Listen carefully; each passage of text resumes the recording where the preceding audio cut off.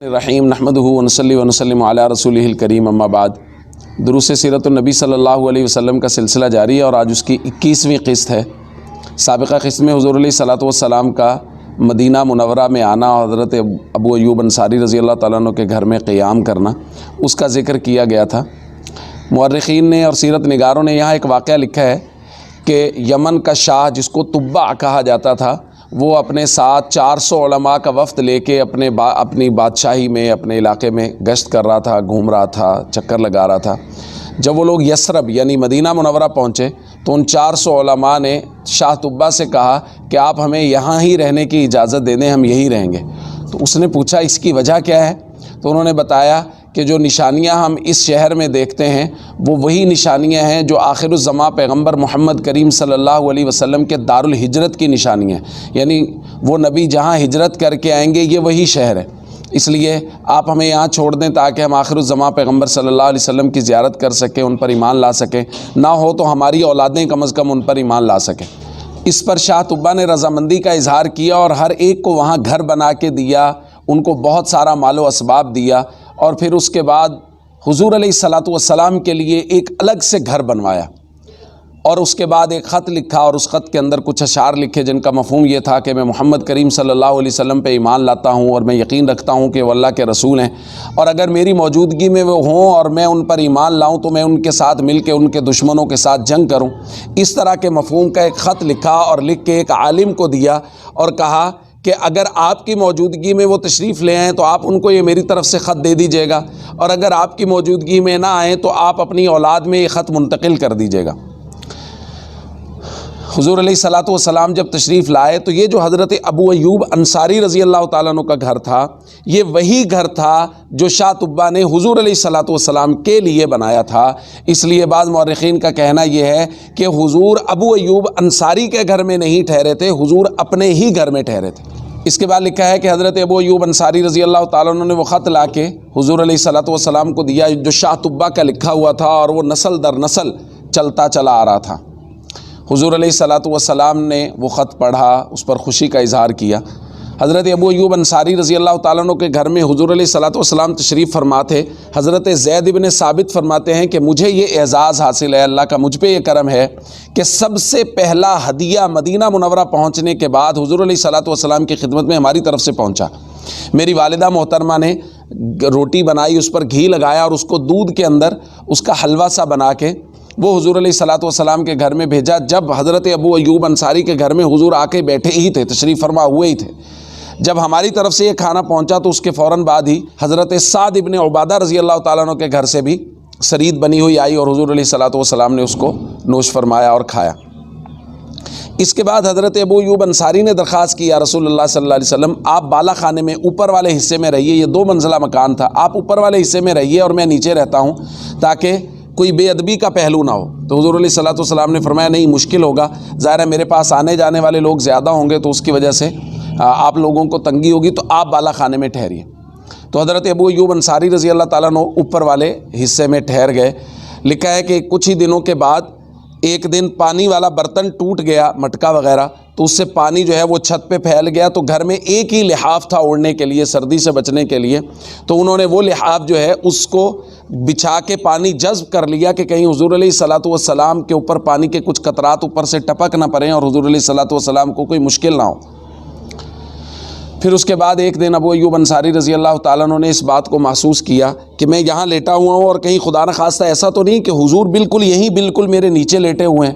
تو یہ سوچ کے ساری رات ایک کونے میں گزار دی، ایک کونے میں لیٹے رہے، گھر والی بھی، وہ خود بھی، اور اگلے دن درخواست کیا رسول اللہ صلی اللہ علیہ وسلم ہمارے لیے بہت مشکل ہے، آپ بالا خانے میں رہیے اور ہمیں نیچے رہنے دیجیے۔ یہ سلسلہ چلتا رہا اور حضور علیہ الصلوۃ والسلام کے کھانے کا معمول کچھ اس طرح ہے کہ 3-4 انصار صحابہ اپنی سعادت سمجھ کے ایک ترتیب بنائی ہوئی تھی کہ ان کے گھر سے حضور علیہ الصلوۃ والسلام کے لیے کھانا آتا تھا۔ حضرت ابو ایوب انصاری رضی اللہ تعالیٰ عنہ پراپر حضور کے لیے کھانا بنا رہے تھے مسلسل، کہتے ہیں ہم روزانہ کھانا بھیجتے اور گھروں سے بھی کھانا آتا تو حضور 2-4 لقمے ہمارے کھانے سے لگاتے، پھر وہ کھانا واپس بھیج دیتے، تو میں اور میری گھر والی دیکھتے کہ حضور علیہ الصلوۃ والسلام نے اپنی مبارک انگلیاں کس جگہ لگائیں گے، جہاں لگائی ہوتی ہم اسی جگہ سے برکت حاصل کرنے کے لیے انگلیاں لگا کے کھانا کھاتے۔ فرماتے ایک مرتبہ ہم نے کھانے کے اندر پیاز اور لہسن وغیرہ ڈال کے بھیجا تو حضور علیہ الصلوۃ والسلام نے کھانا جب واپس بھیجا تو ہم نے تلاش کیا، حضور کی کہیں بھی انگلیاں نہیں لگی ہوئی تھیں۔ تو میں حاضر خدمت ہوا اور میں نے پوچھا یا رسول اللہ صلی اللہ علیہ وسلم آپ نے آج کھانا ہی تناول نہیں فرمایا؟ حضور علیہ الصلوۃ والسلام نے فرمایا میں پیاز اور لہسن، کچا پیاز اور لہسن نہیں کھاتا۔ تو حضرت ابو ایوب انصاری نے پوچھا یا رسول اللہ کیا یہ حرام ہے؟ حضور نے فرمایا نہیں حرام نہیں ہے، لیکن میں نے ایسی مخلوق کے ساتھ یعنی فرشتوں کے ساتھ مناجات اور بات چیت کرنی ہوتی ہے، اس لیے میں نہیں کھاتا، تم کھا لو، اجازت دے دی۔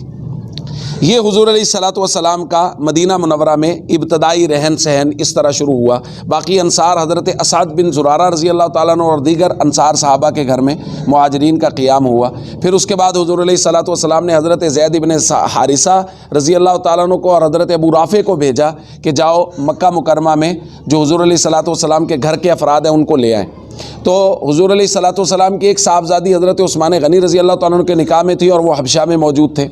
حضور علیہ الصلوۃ والسلام کی ایک صاحبزادی حضرت زینب جو سب سے بڑی ہیں، وہ حضرت ابو العاص بن ربیع کے گھر میں تھی اور انہوں نے آنے کی اجازت نہیں دی۔ تو سیدہ فاطمہ رضی اللہ تعالیٰ عنہ اور سیدہ ام کلثوم رضی اللہ تعالیٰ عنہ ان دو کو لیا اور ساتھ میں حضرت سودا رضی اللہ تعالیٰ عنہ کا ان کو لے لیا، اور حضرت عائشہ رضی اللہ تعالیٰ عنہ کے لیے حضرت عبداللہ کو بھیج دیا۔ حضرت ابو بکر رضی اللہ تعالیٰ عنہ وہ بھی اسی قافلے میں حضرت ابو بکر رضی اللہ تعالیٰ عنہ کے گھر والوں کو لے کے مدینہ منورہ پہنچ گئے۔ پہلے ہم یہ بات کر چکے ہیں کہ حضرت علی رضی اللہ تعالیٰ عنہ وہ حضور علیہ الصلوۃ والسلام جب قباء میں موجود تھے تو اسی وقت وہاں پہنچ چکے تھے۔ اب حضور علیہ الصلوۃ والسلام کا یہاں قیام شروع ہوا۔ اب سب سے بڑا مسئلہ بن رہا تھا یہود کو، کہ یہود ان کے لیے بڑی پریشانی تھی کہ وہ حضور علیہ الصلوۃ والسلام پر ایمان لائیں تو یہ بہت اچھا ہے، اور اگر نہیں لاتے تو پہلے وہ لوگوں کو کہہ رہے تھے، اہل مدینہ کو ہی کہہ رہے تھے کہ ایک آخر الزماں پیغمبر آنے والے ہیں، ہم ان کے ساتھ مل کے تمہارے ساتھ قتال کریں گے، ہم تم پر غالب آ جائیں گے۔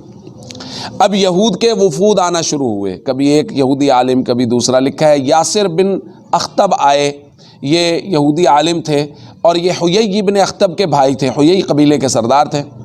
انہوں نے آ کے حضور علیہ الصلوۃ والسلام سے پوچھا آپ پر کیا نازل ہوا ہے؟ حضور علیہ الصلوۃ والسلام نے کلام پڑھا، ان کو سنایا۔ وہ واپس گئے، انہوں نے کہا اطیعونی، میری بات مانو، ان ھذا النبی الذی کنا ننتظر، یہ وہی نبی ہیں جن کا ہم انتظار کر رہے تھے، لہذا ان پر ایمان لے آؤ۔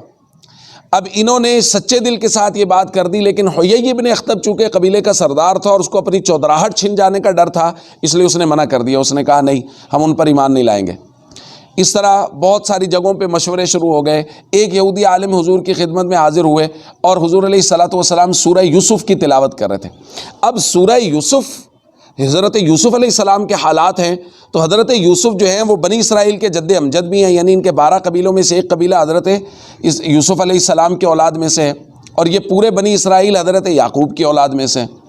تو انہوں نے کہا، اس یہودی عالم نے حضور سے کہا آپ کو یہ ساری باتیں کس نے بتائیں ہیں؟ اتنے تفصیلی حالات آپ کے پاس کیسے پہنچے؟ تو حضور نے فرمایا مجھے اللہ نے یہ علم دیا ہے۔ وہ واپس آئے، اپنے قبیلے کے کچھ لوگوں کو ساتھ لیا، وہاں گئے، حضور علیہ الصلوۃ والسلام سے درخواست کی کہ آپ ہمیں سورہ یوسف پڑھ کے سنائیے جو آپ پہلے پڑھ رہے تھے۔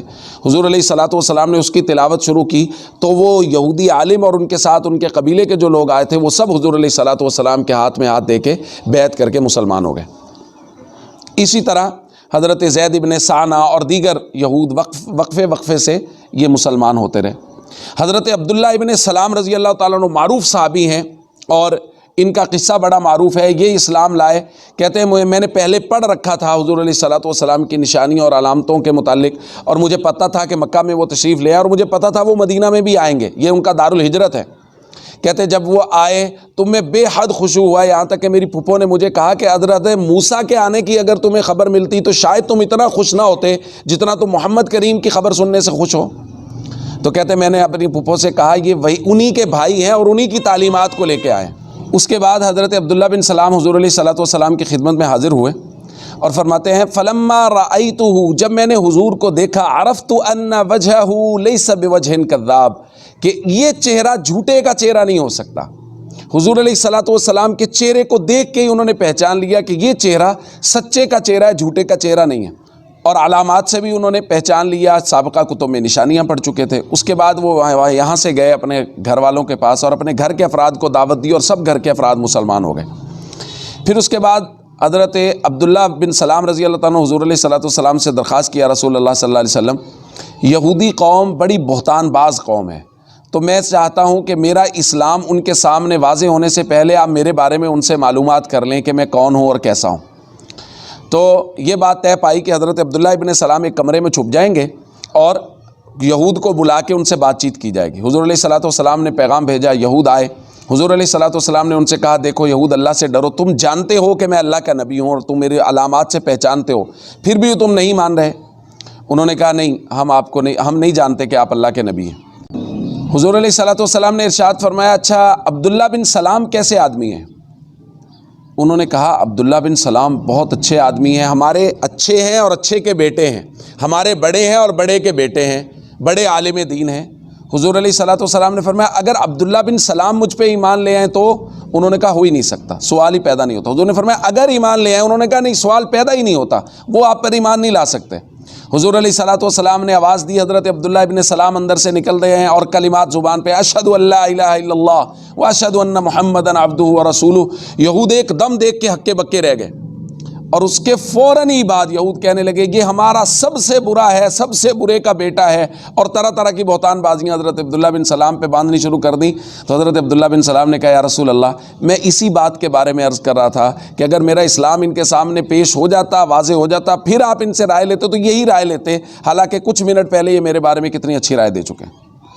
اسی طرح میمون بن یامین رؤسائے یہود میں سے تھے، وہ آئے حضور علیہ الصلوۃ والسلام کے پاس اور انہوں نے بھی یہی درخواست کی، یا رسول اللہ میرا ایمان یہود پر واضح ہونے سے پہلے آپ میرے بارے میں ان سے رائے لے لیں۔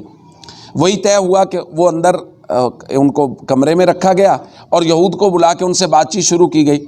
حضور علیہ الصلوۃ والسلام نے فرمایا، اچھا چلو ٹھیک ہے، اگر تم کہتے ہو تو ہم میمون بن یامین کو اپنا حکم بنا لیتے ہیں، فیصل بنا لیتے ہیں، تم بھی اپنی بات ان کو سنا دو، میں بھی اپنی بات ان کے سامنے رکھ دیتا ہوں، جو وہ فیصلہ کریں کیا تمہیں منظور ہے؟ انہوں نے کہا بالکل، وہ تو ہمارے بڑے شریف لوگوں میں سے تھے ہیں اور ہم ان کو بالکل اپنا بڑا مانتے، جو وہ فیصلہ کریں گے ہمیں قبول ہوگا۔ حضور نے فرمایا آئیے میمون۔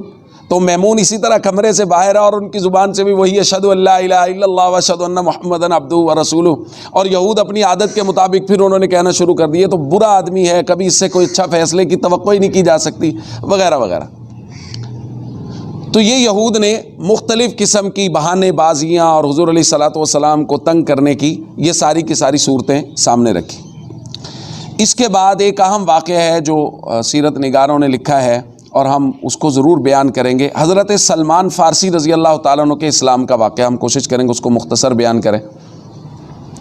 حضرت سلمان فارسی کہا کرتے تھے، جب ان سے کوئی پوچھتا تھا کہ آپ کا تعارف کیا ہے تو وہ فرماتے تھے میں سلمان بن اسلام ہوں، یعنی میں اسلام کا بیٹا ہوں، میرا روحانی وجود اسلام کی وجہ سے۔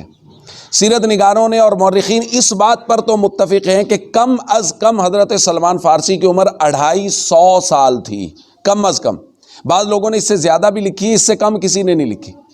اصفہان ایران کے رہنے والے تھے حضرت سلمان رضی اللہ تعالیٰ عنہ، اور یہ اپنا قصہ خود بیان فرماتے ہیں کہ میں ایک چودھری کا بیٹا تھا اور ہم بجوسی تھے، اور میرے والد میری بہت خیال کرتے تھے، میرے بارے میں ان کا یہ تھا کہ یہ بڑا ہو کے ہمارے مذہب کا پیروکار بھی ہوگا اور مذہب کا رہنما بھی ہوگا۔ اس لیے وہ کہتے ہیں مجھے جو ہمارا آتش کدہ تھا اس کی آگ کی ذمہ داری سونپی گئی تھی کہ آگ بجھنے نہیں دینی، اور یہ مجوسی ہے کہ ہاں سب سے ضروری ہوتا ہے۔ فرماتے ہیں مجھے گھر سے نہیں نکلنے دیتے تھے۔ ایک مرتبہ کسی کام سے میرے والد صاحب کو جانا پڑا اور مجھے کھیتوں کے لیے بھیجا گیا کہ وہاں دیکھ بھال کرو، تو میں وہاں سے ایک گھر کے پاس سے گزرا تو اندر سے مجھے کچھ آوازیں آئیں، تو میں گھر کے اندر گیا تو میں نے دیکھا کہ کچھ عیسائی لوگ عبادت کر رہے ہیں۔ تو میں نے ان کے نماز کا طریقہ عبادت اس کو دیکھا تو میں بہت متاثر ہوا، تو میں نے یہ سمجھا کہ یہ جو جس دین پر میں ہوں یہ اس دین سے اچھا دین ہے، ان کا طریقہ عبادت اس طریقہ عبادت سے بہتر ہے۔ کہتے میں شام تک وہیں رہا، رات شام کو لیٹ ہو گیا، واپس آیا، والد صاحب نے پوچھا کہاں سے آئے، میں نے بتایا وہاں عیسائیوں کا نصرانیوں کا عبادت خانہ تھا، وہاں رک گیا تھا، ان کا دین تو بڑا اچھا ہے۔ میرے والد نے کہا نہیں بیٹا ہمارا ہی دین اچھا ہے، تو میں نے کہا نہیں، وہ دین اور ان کا طریقہ عبادت ہم سے اچھا ہے۔ کہتے میرے والد کو یہ ڈر ہوا کہ کہیں یہ باغی نہ ہو جائے، تو انہوں نے مجھے بیڑیاں ڈال دیں، بیڑیاں ڈال کے مجھے انہوں نے گھر میں باندھ دیا۔ میں نے خفیہ طریقے سے پیغام بھیج دیا وہاں عیسائیوں کے ذمہ دار کو کہ آپ کا جو مرکز ہے شام، وہاں اگر جانے والا کوئی قافلہ ہو تو مجھے ضرور خبر کیجیے گا۔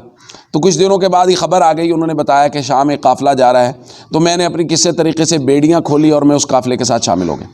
فرماتے شام پہنچا اور شام جا کے میں نے پوچھا سب سے بڑا تو آپ کے مذہب کا ذمہ دار یہاں پر کون ہے؟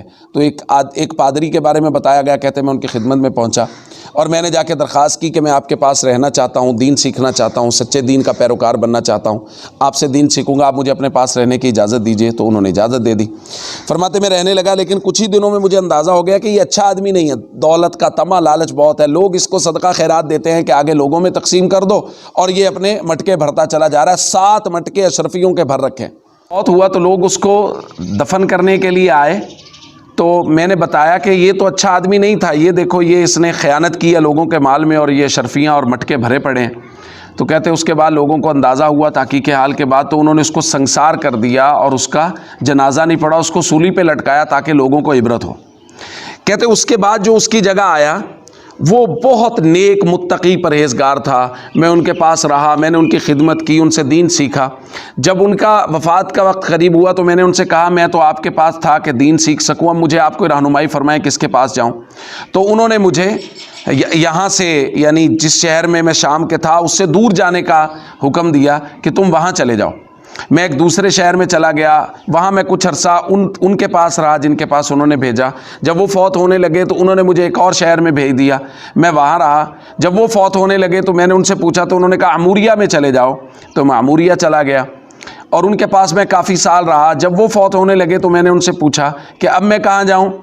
تو انہوں نے کہا کہ اب میرے خیال میں دین نصرانیت میں خیر باقی نہیں ہے، اب تم ہو سکے تو نخلستان میں چلے جاؤ، ایک جگہ ہے، انہوں نے کچھ نشانیاں مدینہ منورہ کی بیان کی، وہاں چلے جاؤ، وہ آخر الزماں پیغمبر کا دارالہجرت ہے، جب وہ وہاں آئیں گے تو ان کے ہاتھ پر بیعت کر لینا، اب حق ان کے ساتھ ہے۔ فرماتے ہیں کہ وہ فوت ہو گئے، میرے پاس کچھ بکریاں اور گائے وغیرہ جمع ہو گئی تھی، تو ایک قافلہ یہاں آ رہا تھا عرب میں مدینہ منورہ کی طرف، تو میں نے ان سے کہا کہ یہ مجھ سے سارا ساز و سامان لے لو اور مجھے اپنے ساتھ لے چلو۔ تو میں ان کے ساتھ ہو لیا۔ راستے میں انہوں نے میرا ساز و سامان بھی لے لیا، اور راستے میں خیانت یہ کی کہ مجھے انہوں نے وادی قرا کے پاس آ کے ایک یہودی کے ہاتھ بیچ دیا۔ کہتے وہ مجھے اپنے گھر لے گیا، پھر میں آگے بکتا بکاتا، مختلف روایات میں آتے ہیں حضرت سلمان فارسی خود فرماتے ہیں میں 10 مختلف جگہوں پہ بکتا بکاتا مدینہ منورہ پہنچا ہوں۔ یہ کہتے ہیں کہ جب میں 9ویں جگہ پہ پہنچا تو وہ خیبر پہنچے ہم لوگ، خیبر بھی مدینہ نخلستان ہے، وہاں بھی کھجوریں بہت ہیں، تو میں دیکھ کے ایک دم سے خوش ہو گیا کہ ہاں یہ وہ جگہ ہوگی جہاں نبی کا آخر الزماں آئیں گے۔ لیکن کہتے ہیں جب میں نے پوری نشانیاں جو مجھے بتائی گئی تھی دیکھی تو وہ مکمل نہیں تھی، تو میں بڑا پریشان ہوا۔ اتنے میں ہی بنو قینقاع کے ایک یہودی وہاں پہنچے خیبر میں، ان کے وہ رشتہ دار تھے، تو انہوں نے ان سے بات چیت کر کے یہ مجھے وہاں سے خرید کے یہاں لے آئے۔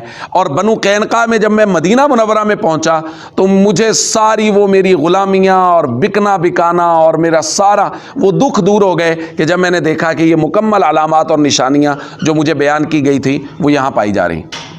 فرماتے ہیں میرا مالک مجھ سے بہت کام لیتا تھا، اس لیے حضور علیہ الصلوۃ والسلام کی بعثت کی تو مجھے خبر ہی نہیں ہو سکی کہ کب آپ مبعوث ہوئے اور کب آپ نے اعلان نبوت کیا۔ جب حضور علیہ الصلوۃ والسلام مدینہ منورہ تشریف لائے تو میرے مالک کا بھائی، میں کھجوریں توڑ رہا تھا، میرے مالک کا بھائی آیا اور اس نے آ کے کہا یہ بنو قیلا والے ان کا برا ہو، یعنی انصار کے بارے میں کہا کہ یہ ایک آدمی کے گرد جمع ہے اور اس کے بارے میں کہہ رہے ہیں یہ اللہ کا نبی ہے۔ فرماتے جب یہ بات میرے کان میں پہنچی تو میں اس قدر بے خود ہو گیا کہ مجھے لگا کہ میں ابھی درخت سے نیچے گر جاؤں گا کھجور سے، چونکہ میں تو ساری زندگی کا مقصد ہی یہ تھا کہ میں اس نبی کی زیارت کروں اور ان کے پاس پہنچ جاؤں۔ کہتے بہرحال میں نے اپنے آپ کو سنبھالا، نیچے اترا اور میں نے ان سے پوچھا کہ آپ کیا کہہ رہے تھے، کون آیا ہے اور کس کی بات کر رہے ہیں؟ تو جب میرے مالک نے میرا یہ تجسس دیکھا تو اس نے ایک زوردار تھپڑ میرے مارا کہ تمہیں اس سے کیا مطلب ہے، تم اپنا کام کرو۔ فرماتے ہیں میرے پاس کچھ کھجوریں جمع تھیں، میں وہ لے کے حضور کے پاس پہنچا، پتہ کیا تو حضور قباء میں تھے اس وقت، ابھی مدینہ منورہ تشریف نہیں لائے تھے، قباء میں تھے۔ تو میں نے جا کے حضور علیہ الصلوۃ والسلام کی خدمت میں کھجوریں پیش کی، اور وہ جو آخری عموریہ والا راہب تھا اس نے مجھے بتایا تھا 3 نشانیاں نبی آخر الزماں کی۔ پہلی بات وہ صدقہ نہیں لیں گے، دوسری بات وہ ہدیہ قبول کریں گے، اور تیسری بات ان کے کندھوں کے درمیان میں مہر نبوت ہوگی۔ تو کہتے ہیں میں پہلے دن گیا، میں نے حضور سے کہا آپ مسافر ہیں تو یہ میں کچھ صدقہ لے کے آیا ہوں آپ کے لیے، آپ کے ساتھیوں کے لیے۔ تو حضور نے فرمایا میں تو صدقہ نہیں لیتا، تو یہ میرے ساتھی ہیں ان کو دے دیجئے۔ تو کہتے ہیں میں نے ساتھیوں میں تقسیم کر دیا اور ایک نشانی میں نے کہا پوری ہو گئی۔ کہتے ہیں میں واپس چلا گیا اور کچھ دن مزید میں کھجوریں جمع کرتا رہا۔ حضور علیہ الصلوۃ والسلام مدینہ منورہ تشریف لے آئے تو میں نے آ کے حضور سے درخواست کی کہ جی یہ کھجوریں ہیں اور یہ میں ہدیے کے طور پہ آپ کے لیے لایا ہوں۔ کہتے ہیں حضور علیہ الصلوۃ والسلام نے سامنے رکھی، باقی صحابہ کو بھی بلایا، خود بھی کھائیں اور باقیوں کو بھی کھلائیں۔ تو تو دوسری نشانی پوری ہو گئی کہ ہدیہ قبول کریں گے۔